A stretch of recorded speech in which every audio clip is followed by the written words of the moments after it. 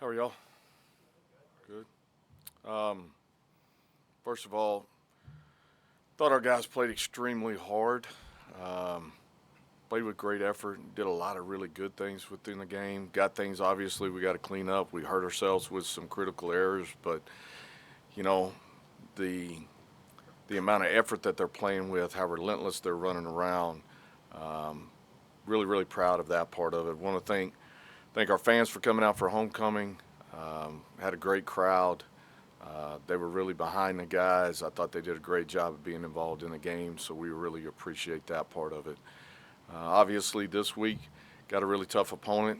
Uh, Georgia Tech's playing really well right now, uh, balanced in what they're doing, playing really sound defensively, giving you a lot of different looks. You look at them offensively. Haynes has been there, seems like forever now, playing extremely well.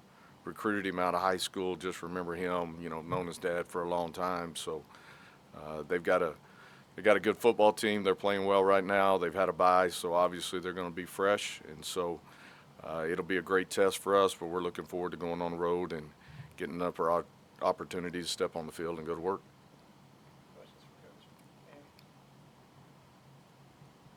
You talked afterwards about how a lot of the penalties were sort of passion or effort plays. How do you walk that line or teach that line between passion and being smart? Yeah, it's tough. We only had 6 penalties.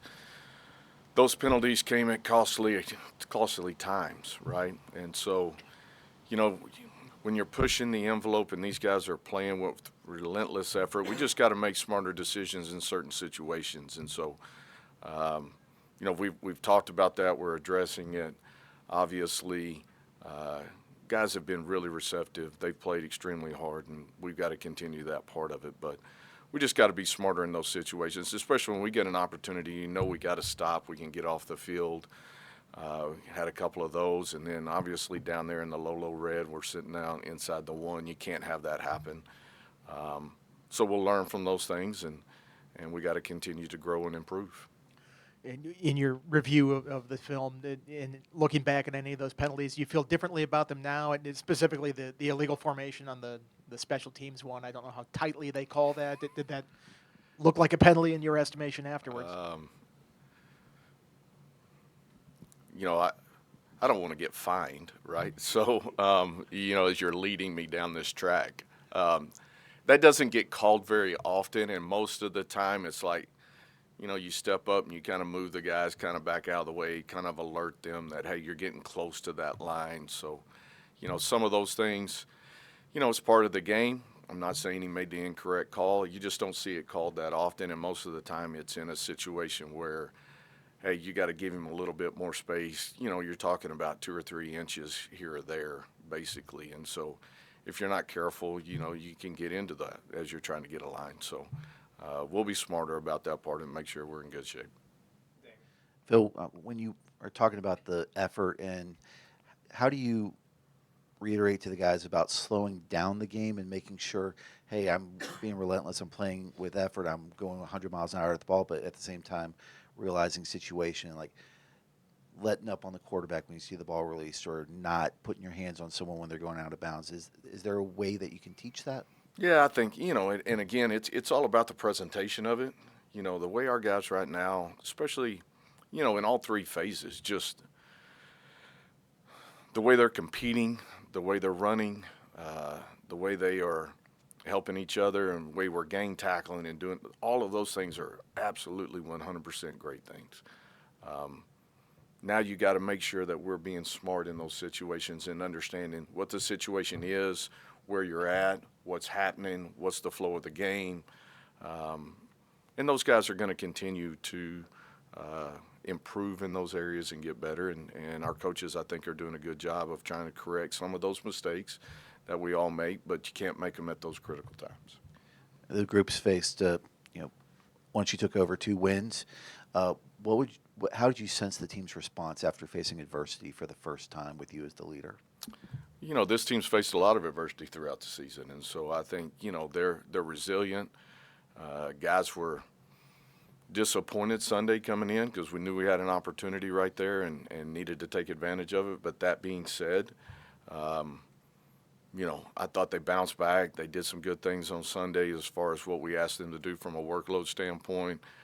Guys were around for meetings and really attentive and ready to move on to the next one. We got a 24-hour rule about what we're doing, win or lose. And so, like I told them on Sunday, hey, you got the day to kind of be in your feelings about it, but then we got to put it back away and we got to move forward and continue to grow and learn from our mistakes and get better as a football team because we got a tough game this week. Coach, Georgia Tech is unique offensively with how much they run the quarterback. He's the leading rusher on the team. How do you prepare for that kind of offense? Yeah, I mean, you try to give it as much of a look as you can give in practice. I think they do a great job. They're so heavy into a lot of different gap schemes and the way they present it, formationally, motion. Haynes handles all of that really well. Plus, to your point, they run him a lot. And so we got to do a good job of getting our eyes in the right spots. You got to play really disciplined, sound football on defense. And then when you get an opportunity to get him down, you got to get them behind the sticks. You got to force them into situations that they're not comfortable in because that's what they kind of live on. They maintain drives. They stay in short yardage type situations. You get down in the red zone, they're always trying to find +1 runs. And so we've got to do a good job of being really, really sound and technical defensively, and then don't let them get out of your reach when it comes from the tackle standpoint. Terrian looked like he had a wrap on his shoulder, didn't play much, if at all, down the stretch. How's he doing right now, looking at this week? Yeah, just like always. I mean, we'll learn more today when we get on the practice field with him. I thought he reacted well Sunday and Monday, but you never know until you get back on the field. So right now I feel good about where he's at, but I'll learn more today. 111 yards, passing yards last week. I think was a season low there. What needs to be done to get more out of the passing game right now? Well, I think it's probably a factor of all of us, right? We got to do a better job protecting. We got to do a better job delivering the football on time. We got to do a better job from a route standpoint. I got to do a better job schematically of getting guys opportunities. I thought we did a better job in the second half, and we found some explosive plays in there with them. To that point, we're seeing a lot of different looks.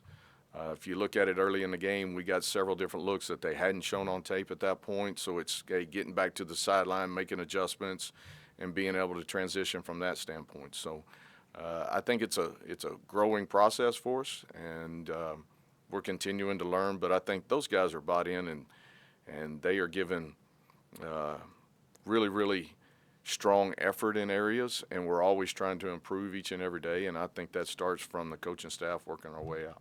With your O-line situation, you just kind of expect everybody to bring the house at this point. I mean, you kind of referenced it in the post game the other day. That's the trend right now. So we've had to shuffle a lot of different guys up front. Had to do it again the other night, and trying to find a more manageable consistency to it all. And so we'll see how that plays itself out this week in practice. And, again, we're going to try to get our best 5 guys on the field and give them an opportunity to be successful, and maybe we can help them in some different ways.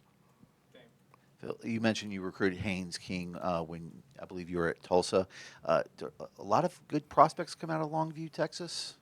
Yeah, they've had some good ones. I will say they've had some good quarterbacks. Haynes is probably, I'd venture to say, now I can't go back that far from the history standpoint. He's probably maybe the most prolific quarterback that's come out of there. There's been a lot of good linemen, a lot of good linebackers, running backs. Believe it or not, his dad is a huge run the power lineup and let's see if you can stop it type of guy. Now, he changed a little bit. Haynes gave him the ability to throw it around the yard a little bit more, and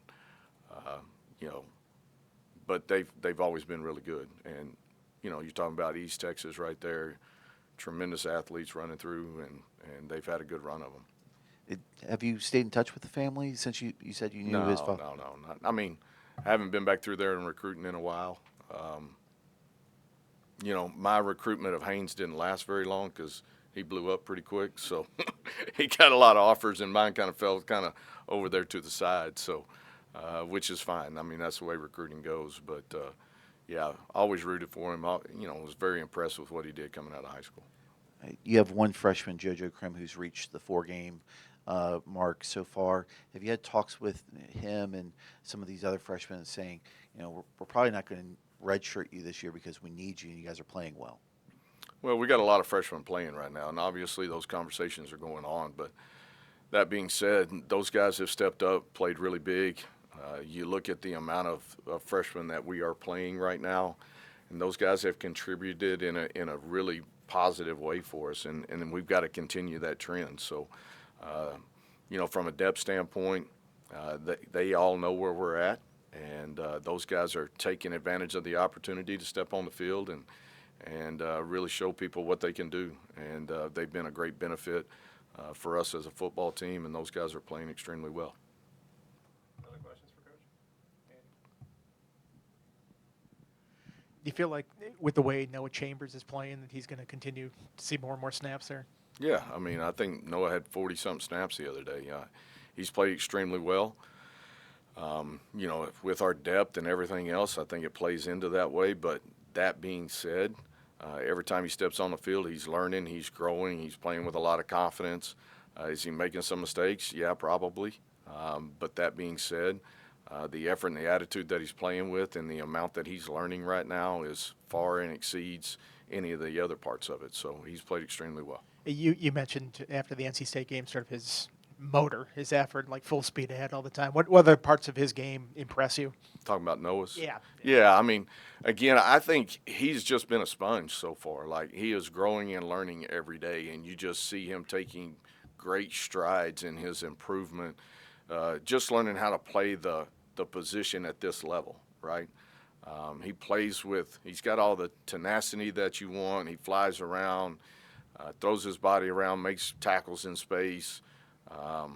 He does all of those things pretty naturally. Now it's, to your point, how do you play within the structure of the defense and still continue to generate the things that make you who you are? And I think that's what he's learning right now. In the same breath, Sheldon Robinson's played the last 3 games and has played some meaningful snaps at safety. As a true freshman, it seems like safety is one of the tougher spots to play. What have you seen at how he's been able to pick it up and be able to play some significant snaps, especially in the fourth quarter? Yeah, I think he kind of falls into that same line with Noah. I mean, he's learning each and every time he steps on the field. He has played a lot of significant snaps for us and will continue to do that.